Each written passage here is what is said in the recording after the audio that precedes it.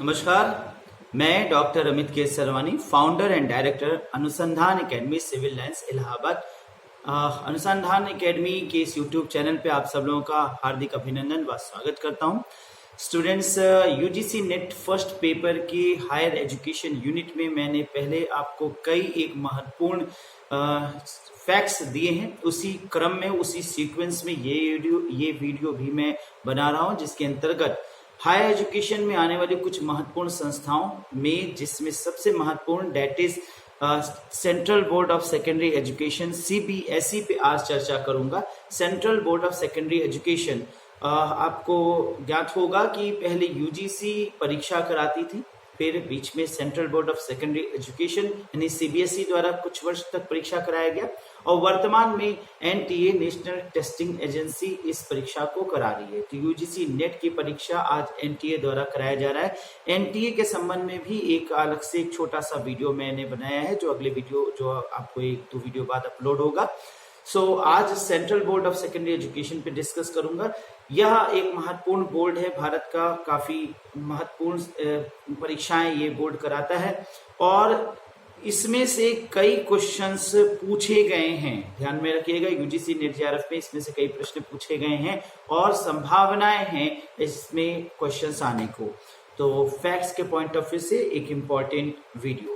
Students, सबसे पहली बात, central board of secondary education CBSE का फुल फॉर्म है, और यह मानव संसाधन विकास मंत्रालय के अधीन कार्य करने वाली एक स्वायत्त संस्था है।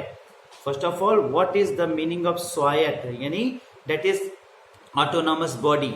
ये वर्ड्स बहुत इंपॉर्टेंट होता है, और ये ध्यान रखिएगा कि एक एक शब्दों की मीनिंग क्लियर होना बहुत जरूरी है। हमारी सबसे बड़ी कमी ये होती है कि पढ़ाई के दौरान हम शब्द के अर्थ को बेहतर रूप से नहीं समझते, और हम उसको रीड कर जाते हैं और एक हल्का अनुमान लगा के छोड़ देते हैं। कोशिश करें कि जब भी आप पढ़ें तो आप वोकैबुलरी को मेंटेन करते चलिए, डेप्थ में स्टडी कर लीजिए। 1-2 बार आपको जरूर समस्या आएगी, समय लगेगा कुछ 1-2 चीजों को समझने में, लेकिन उसके बाद वही वर्ड जब कहीं अन्य स्थान पे आएगा तो आप बेहतर रूप से उस चीज को समझ सकेंगे। तो सबसे पहली बात, ऑटोनॉमस का क्या मतलब होता है? ऑटोनॉमस का मतलब होता है स्वायत्त, यानी संप्रभु, स्वयं अपनी आप में डिसीजन लेने में सक्षम है। यानी it has the power to function itself, it has the full powers to enforce them. उसके पास पूरी क्षमता है कि वो अपने आधार पर अपने नियमों को, अपनी कार्य योजनाओं को बना सकता है, उसके कार्यों में कोई हस्तक्षेप नहीं करेगा। Now in that cause it is the apex body of its situation।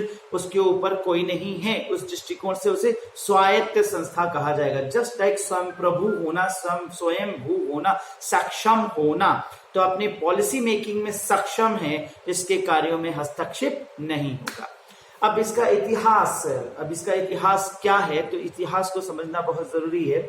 तो ऐतिहासिक दृष्टि से भारत का सर्वप्रथम शैक्षिक बोर्ड सन 1921 में Uttar Pradesh board of high school and intermediate education का गठन किया गया। स्टूडेंट्स, जो मेरे स्टूडेंट्स नहीं हैं और जो मेरे फॉलोअर्स हैं, मैं चाहूंगा कि वो एक कॉपी पेन उठा लें और ये इंपॉर्टेंट फैक्ट्स को लिखते चलें। बाकी जो मेरे स्टूडेंट्स हैं उनके पास तो मेरा इसका नोट्स है, पीडीएफ नोट्स है, वो इसको देखते चले, अंडरलाइन करते चले।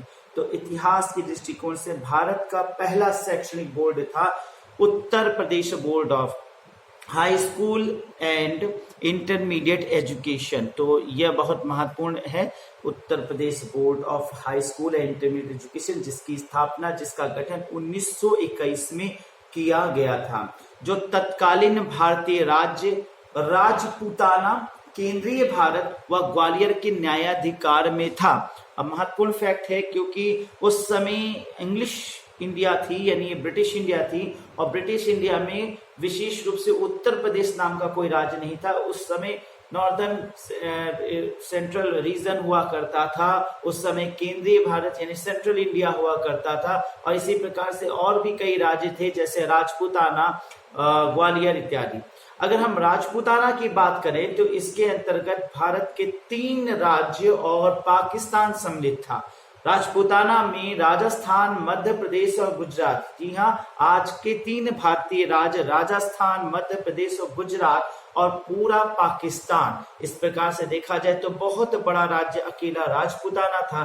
फिर केंद्रीय भारत जिसमें उत्तर प्रदेश के क्षेत्र आते थे और ग्वालियर मध्य प्रदेश के कुछ क्षेत्रों के साथ। इस प्रकार से एक बहुत बड़ा वर्ग था इस आयोग का, एक बहुत बड़ा क्षेत्र था इस आयोग द्वारा कवर किया जा रहा था। सन 1929 में भारत सरकार द्वारा संयुक्त board of high school and intermediate education Rajputana की स्थापना की गई, जिसमें अजमेर, मेवाड़, केंद्रीय भारत तथा ग्वालियर को सम्मिलित किया गया, जिसमें आगे चलकर भोपाल व विंध्य प्रदेश को जोड़ दिया गया और 1952 में इसे ही central board of secondary education का नाम दिया गया।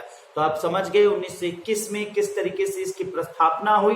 भारत का पहला शैक्षणिक बोर्ड था, लेकिन उस समय इसका नाम central board of secondary education ना होकर के उस समय इसका नाम था Uttar Pradesh board of high school and intermediate education. आगे चल के 1929 में इसका नाम board of high school and intermediate education Rajputana हुआ और 1952 में इसका नाम फिर से बदल के वर्तमान नाम central board of secondary education कर दिया गया। अब इस प्रकार से इतिहास के दृष्टिकोण से यह भारत का पहला शैक्षणिक बोर्ड हो गया और सबसे पुराना शैक्षणिक बोर्ड हो गया। अब समझ सकते हैं कि कितना इंपॉर्टेंट पॉइंट ऑफ व्यू से, एग्जामिनेशन पॉइंट ऑफ व्यू से, और फिर भी आपके लिए इसलिए भी इंपॉर्टेंट है क्योंकि आप हायर एजुकेशन में जा रहे हैं, आप विश्वविद्यालय परिदृश्य पे बैठेंगे, विश्वविद्यालय में आप शिक्षण कार्य करेंगे और आपको फैक्ट्स भारत का पता होना चाहिए कि भारत का सबसे पुराना शैक्षणिक बोर्ड कौन सा है।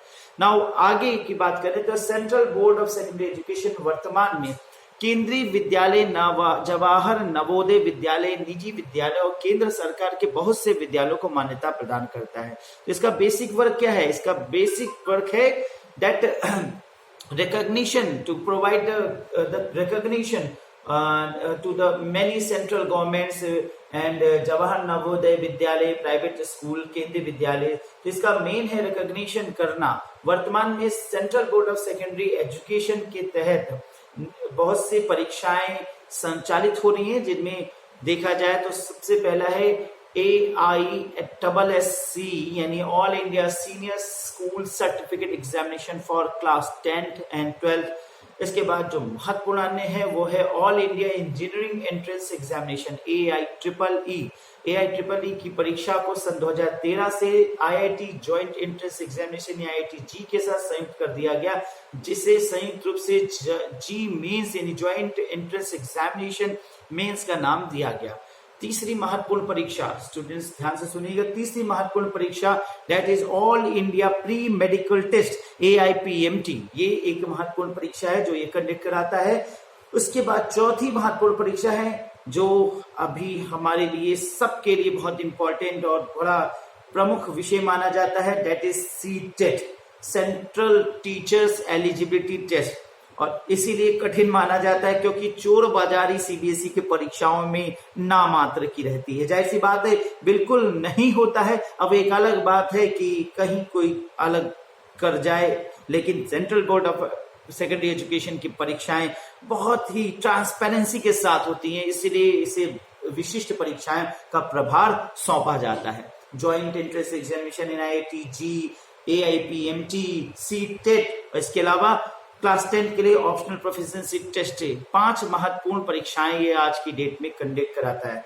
स्टूडेंट ये ध्यान रखिएगा, सन 2014 में नेशनल एलिजिबिलिटी टेस्ट यानी नेट की परीक्षा कंडक्ट कराने का प्राधिकार central board of secondary education को दिया गया और उस दृष्टिकोण से जिस वक्त इसे central board national eligibility test यानी नेट की परीक्षा कराने का प्राधिकार दिया गया, उस समय ये विश्व की सबसे ज्यादा परीक्षा कराने वाली संस्था बन गई। यानी परीक्षार्थियों की संख्या के दृष्टिकोण से देखा जाए तो विश्व का सबसे बड़ा बोर्ड जो कि सबसे ज्यादा परीक्षार्थियों की परीक्षा कराने वाली संख्या हो गई।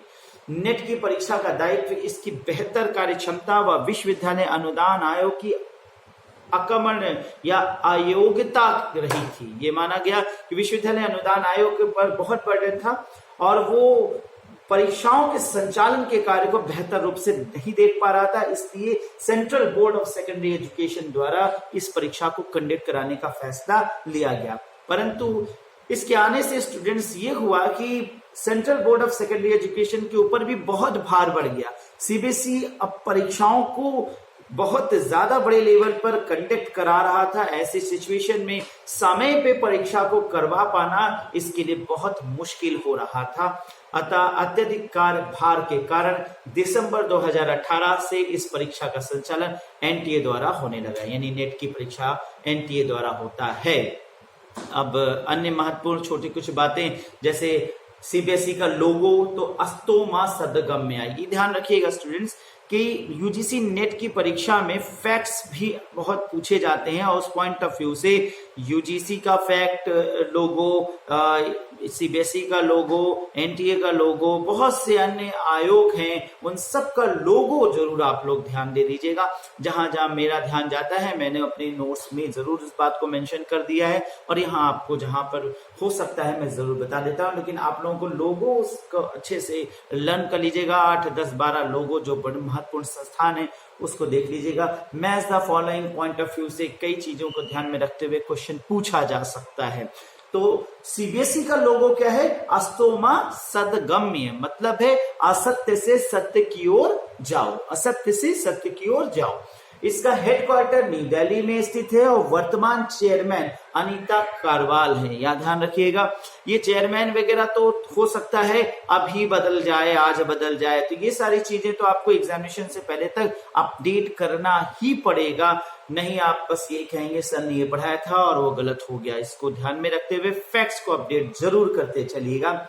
इसके पास वर्तमान में, यानी सीबीएसई के पास वर्तमान में भारत में 20,229 मान्यता प्राप्त विद्यालय हैं तथा 220 विद्यालय विश्व के 28 देशों में फैले हुए हैं। तो आप समझ सकते हैं कि 28 देश और भारत सहित मिला दे तो 29 देशों में सीबीएसई परीक्षाएं कराता है। तो इसकी ट्रांसपेरेंसी, इसकी पहचान है, क्योंकि अन्य छोटे छोटे देश जैसे मालदीव्स हैं, भूटान है, श्रीलंका है, नेपाल है, वो सीबीएसई को अपने यहाँ के महत्वपूर्ण परीक्षाओं को कंडक्ट करने के लिए बुलाते हैं। और इस दृष्टिकोण से देखा जाए तो ये भारत की महत्वपूर्ण संस्थान है, क्योंकि इसके द्वारा बड़े ही ट्रांसपेरेंसी से परीक्षा होती है। तो स्टूडेंट्स, आपको मैंने अभी यहाँ पर सीबीएसई के संबंध में महत्वपूर्ण फैक्ट बताए जो कि काफी एग्जामिनेशन पॉइंट ऑफ व्यू से इम्पोर्टेंट है, और मैं आशा करता हूं कि आपको पसंद आया होगा, अच्छा लगा होगा। अगर आपको ये मेरा वीडियो पसंद आया तो आप इसको लाइक करिए, शेयर करिए, सब्सक्राइब करिए और अन्य लोगों को बताइए, जिससे मेरा मोटिवेशन बढ़े और मैं और भी नए अन्य वीडियो आपके लिए बना के अपलोड कर सकूं। स्टूडेंट्स, इसके साथ ही मैं एक जल्द ही दूसरा वीडियो, एक शॉर्ट वीडियो बनाने जा रहा हूं एनटीए के ऊपर, तो उसके बाद वो वीडियो देखना ना भूलिएगा। तब तक के लिए नमस्कार एंड धन्यवाद।